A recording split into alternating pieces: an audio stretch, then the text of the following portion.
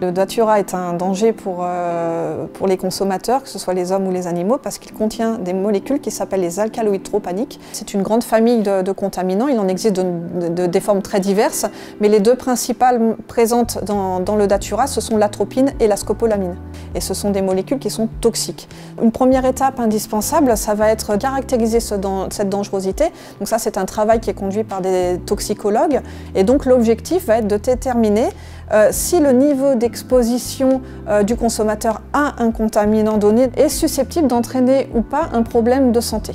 Les toxicologues, quand ils travaillent sur ces questions-là, déterminent deux paramètres. Le premier paramètre, c'est la dose journalière tolérable, en abrégé DJT. Et cette dose journalière tolérable, elle permet de garantir qu'il n'y a pas de problème de toxicité chronique. Donc chronique, on entend par là pendant toute la vie d'un consommateur, que ce soit un homme ou un animal.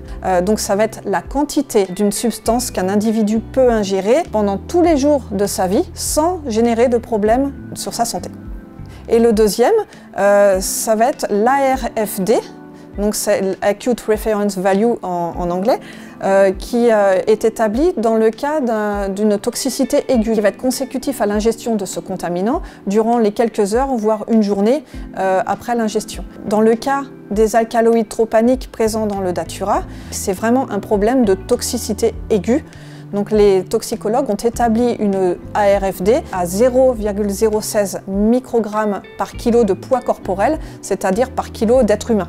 Alors cette ARFD est une valeur qui est quand même très faible, qui démontre la dangerosité de ces alcaloïdes tropaniques. Une fois établie la dangerosité de ces contaminants, l'étape ultérieure va être de regarder l'exposition des consommateurs à ces contaminants. Donc, au niveau de la Commission européenne, il y a bien deux phases de travail. La première, elle est scientifique et elle est gérée par l'EFSA, qui est l'autorité européenne de sécurité alimentaire et qui va, elle, fournir des avis scientifiques sur les risques encourus par les consommateurs. Et ces études prennent en compte les habitudes alimentaires des consommateurs et donc leur exposition à ces contaminants. Derrière, la Commission européenne, donc la DG Sanco, va elle décider ou non de mettre en place une réglementation afin de garantir la sécurité des consommateurs.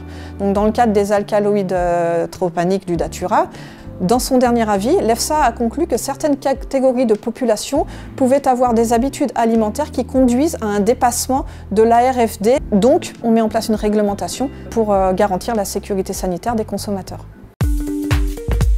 Le projet de réglementation défini par la Commission européenne prévoit d'élargir la réglementation actuellement en place pour le baby-food, premièrement à l'ensemble de la chaîne alimentaire, de la matière première aux produits finis, mais également de l'élargir à un certain nombre de matrices, que ce soit le maïs, le millet, le sorgho, le sarrasin.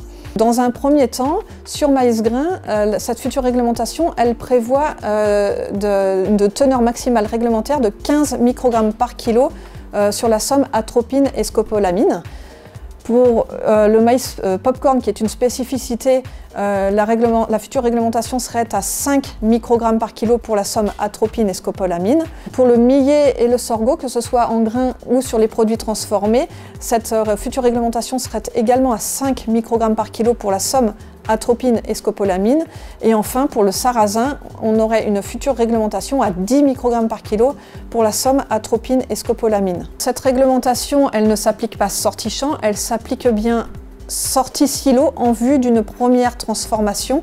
Donc c'est une condition d'accès au marché. Ce projet d'évolution réglementaire n'a pas encore été voté à ce jour, mais les textes actuellement en cours de discussion prévoient une mise en application pour la récolte 2022. Quand on parle d'alcaloïdes tropaniques, on va rechercher quelque chose de très petit, ce qui nécessite des méthodes spécifiques relativement performantes.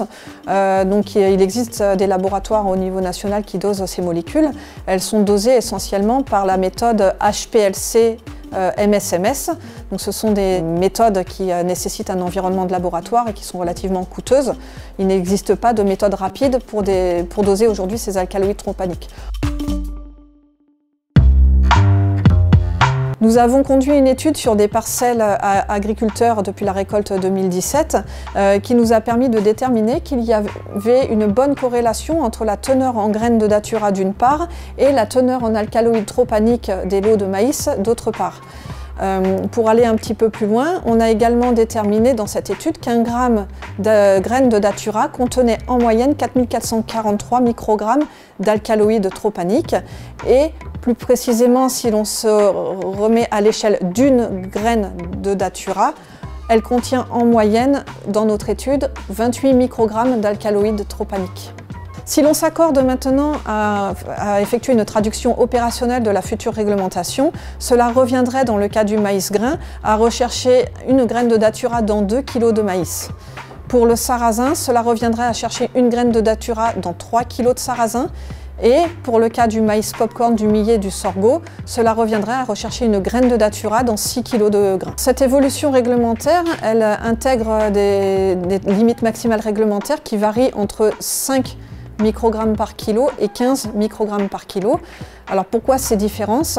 Elles ont pour objectif d'intégrer d'une part les difficultés des différentes filières à gérer cette future réglementation au champ, puisque c'est un vrai enjeu au champ, mais également de garantir la sécurité des consommateurs qui, en direct, peuvent manger et ingérer ces produits en quantité plus importante. Si je prends l'exemple d'une galette de sarrasin, le sarrasin est présent en quantité importante dans la galette, donc pour garantir la sécurité du consommateur, il nous faut un seuil réglementaire plus faible que pour du maïs grain dont le produit serait intégré dans un aliment composé en quantité plus faible. On a conduit un observatoire en partenariat avec France Agrimaire qui est une photographie de la collecte française, donc de ce qui rentre dans les silos depuis la récolte 2018. On voit qu'il y a des fortes disparités annuelles et régionales et que ça peut aller du 0% qui va dépasser la future réglementation à 61% qui va dépasser la future réglementation. Dans les résultats de cette étude, on parle bien de données sorties champ.